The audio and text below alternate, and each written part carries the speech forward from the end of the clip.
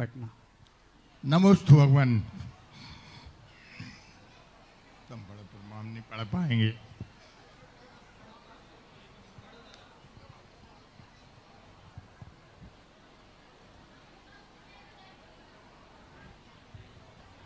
अभी भी देखिए, माताएं बहनें देखो, आप एकदम कीप साइलेंट, सिर्फ देखिए, मुंह से नहीं बोलिएगा। संत श्रोमणी आचार्य विद्यासागर आचार्य समय सागर जी महाराज की जय। आचार्य विशुद्ध सागर जी महाराज की जय। मुनि पुंगव श्री सुधा सागर जी महाराज की जय। तीनों छुल्लक महाराज की इच्छा में गुरु जी 16/8/25 को जो मैंने जिज्ञासा की थी उसमें जो भाव गलत नहीं थे, भाव को गलत कर दिया जबरदस्ती। मैंने जिज्ञासा समाधान के स्टेज पर खड़ा हुआ था, प्रभु हमारे मन में जो शंका थी वो तो हम आपसे पूछते, उसका आप जवाब देते। आपने ध्यान नहीं दिया उस समय पे, और उसका बात का बतंगड़ कितना बना दिया। हमारी 50 साल की मेहनत का सब पानी फेर दिया साधु भक्ति पे। और क्या मिला इनके लिए? उसके बाद भी ठीक है, हमारे गुरुवर जब तक मेरी सांस है जब तक रहेंगे। अगर हमारे शब्दों में किसी को ठेस पहुंची हो तो अपने शब्द वापस लेता हूं, और हमारे लिए सभी साधु संत क्षमा करें। आचार्य श्री हमारे भगवान है, आचार्य श्री मेरे लिए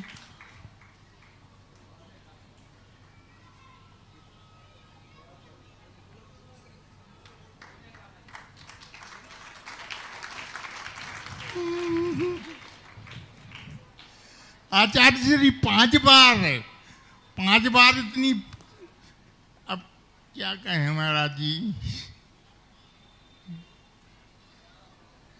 इतने अच्छे भाव से इतना वात्सल्य भाव हमारे लिए हमारे सागर में किसी को नहीं मिला जितना हमको मिला है। हमारी थोड़ी भाषा शैली खड़ी है, अतः सभी देशवासियों से, महिला पुरुष भाई बहनों से, बच्चों से क्षमा चाहता हूं। मेरा स्वयं का पर्चा लिखा हुआ था, मुझे किसी ने भेजा नहीं था लिखकर।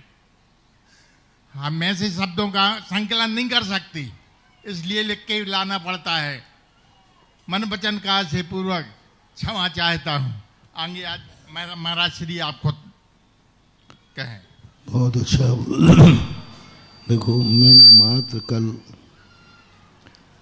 सबके सामने इनसे एक अपेक्षा की थी, यदि सच्ची मुनि भक्ति होगी तो मेरे इस संदेश से ही ये यहाँ आ जाएंगे। मैंने इनको बुलाया नहीं,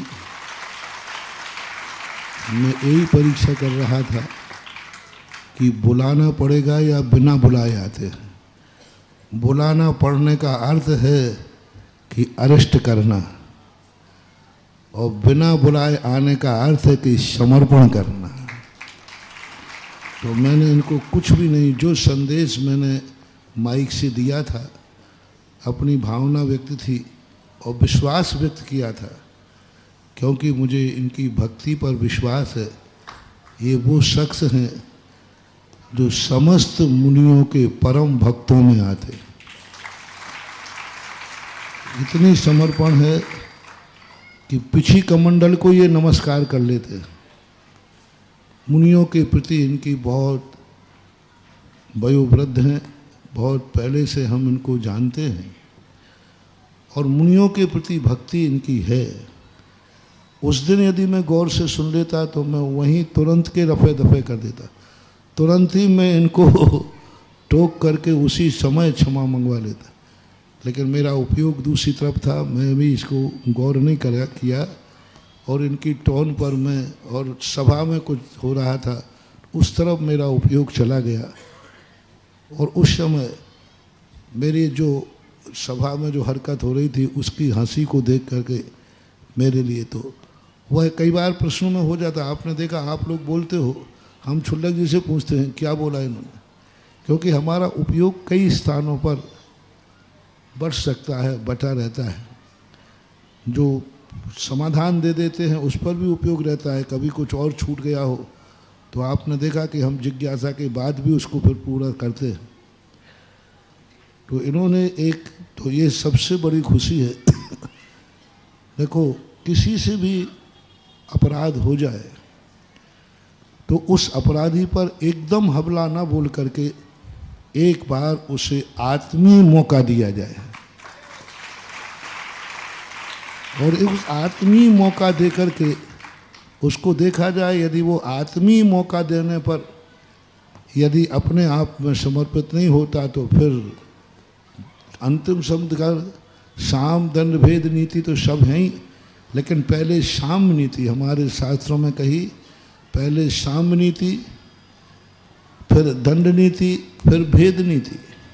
तो पहली साम नीति का प्रयोग मैंने किया और मुझे खुशी है कि इन्होंने जिंदगी भर जो मुनि भक्ति की, आज उस मुनि भक्त का प्रमाण पत्र यहाँ दे दिया कि उन्होंने अपनी गलती को, एक वाक्य ऐसा निकल गया जो वाक्य मुझे भी अच्छा नहीं लगा कल महाराज के कहने पर जो मैंने सुना, और वो वाक्य वस्तुतः इनको भी अच्छा नहीं लगा। ये भी आत्मग्लानि से भरे हुए हैं कि कहाँ, क्यों, कैसे मेरे मुख से वो वाक्य निकल गया जो आज इनको उसको स्वयं ग्लानि है। इन्होंने खुद अपना जो जिज्ञासा समाधान में किया, इन्होंने खुद सुना, ऐसा बताया, और इनको खुद लगा कि आचार्य भगवान के प्रति मेरा ये शब्द क्यों निकल गया, कैसे निकल गया, कहाँ हमारा शब्दों का स्खलन हो गया। लेकिन कोई बात नहीं, स्खलन हुआ, लेकिन गलती करना उतनी बड़ी बात नहीं होती जितनी गलती स्वीकार नहीं करना। सबसे बड़ा मायना होता है गलती करने के बाद एक छोटा सा प्रवचन का संदेश सुन करके, और ये अपनी इच्छा से, सहज भाव से यहाँ आ गए। मुझे खुशी है कि आपकी आत्मा इतनी पवित्र और निर्मल भाव थी, तभी आप इतने जल्दी आकर के और सारी सभा के सामने अपने शब्दों को वापस ले लिया। सभी लोगों से मेरा कहना है, तुम श्रावक हो, मुनियों की निंदा में मत पड़ो। मुनि से कुचित कदाचित हो जाए तो मुनि दिन रात साधना करता है, तपस्या करता है, सामायिक करता है। तुम लोग कैसे काटोगे ये पाप परमबंध? और मुनियों के निंदा और मुनियों की निंदा करके जो तुम लोग स्थिति करते हो, आजकल ये पैटर्न हो गया। किसी एक मुनि के, एक आचार्य के, एक साधु के भक्त बन करके सारे साधुओं के प्रति द्वेष भाव रख लेते हैं। किसी एक साधु महाराज के भक्त बन जाते हैं, फिर शेष साधुओं के प्रति लोगों को द्वेष भाव आ जाता है, उनकी निंदा का भाव आ जाता है, उनकी बुराई का भाव आता है। ये मुनि भक्त का लक्षण नहीं है कि एक साधु के पक्ष में होकर के शेष साधुओं की तुम बुराई करो।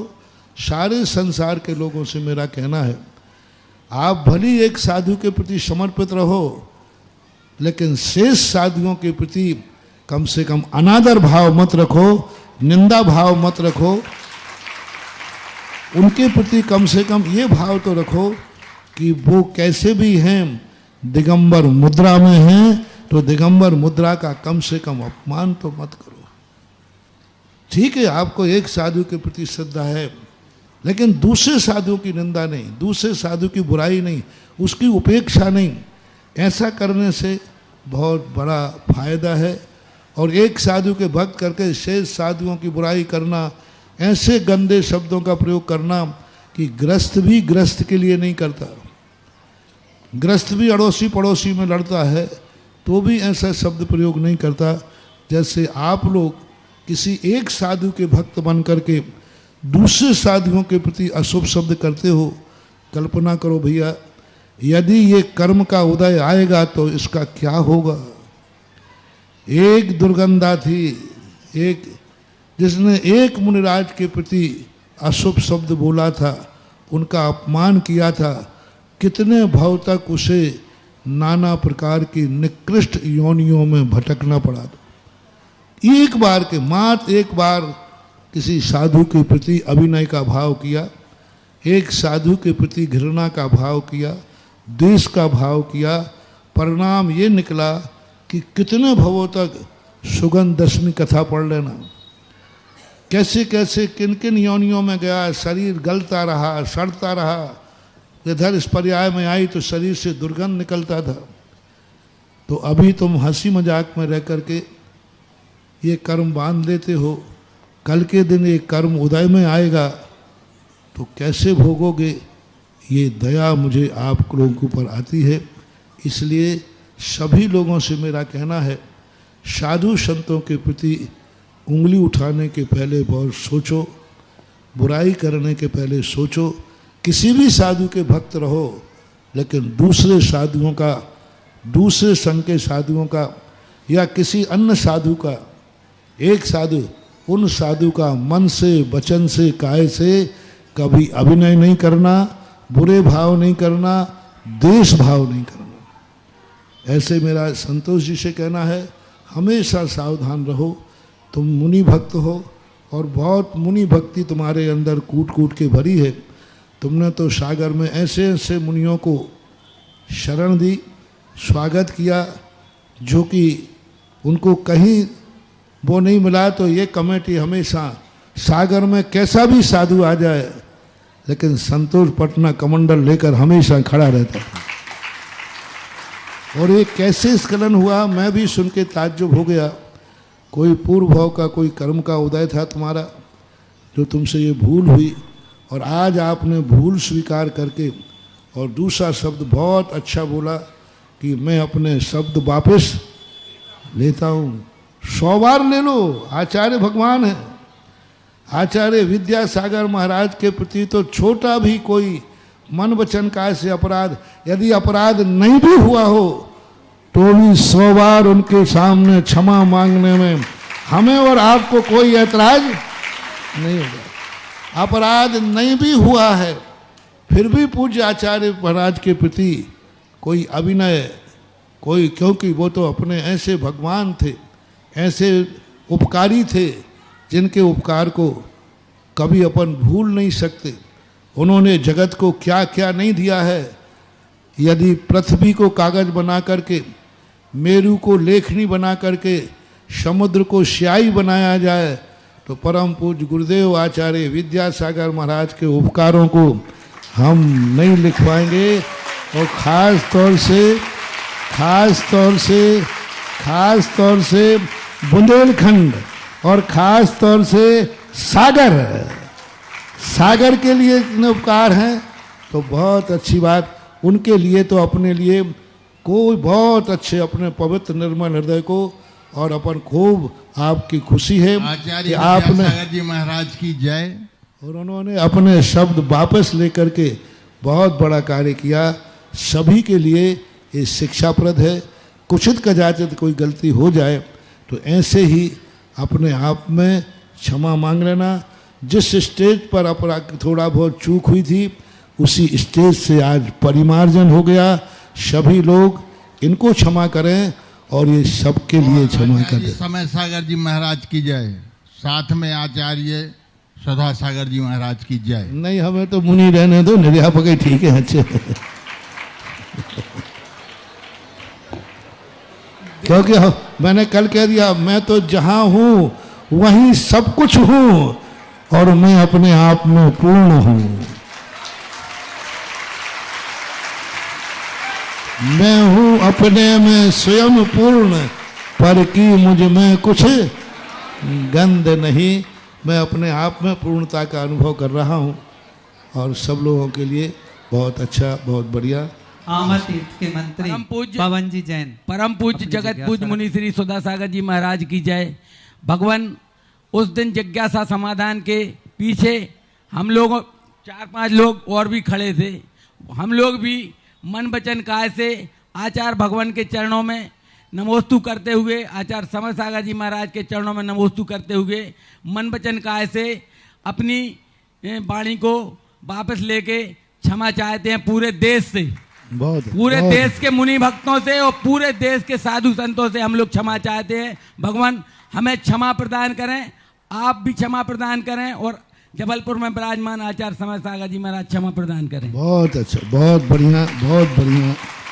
और आप लोगों ने कोई ये क्षमा करके बहुत अपने आप में कोई अपमान नहीं हुआ है और अपने आप में मान करके तुमने अपना बड़प्पन पेश किया।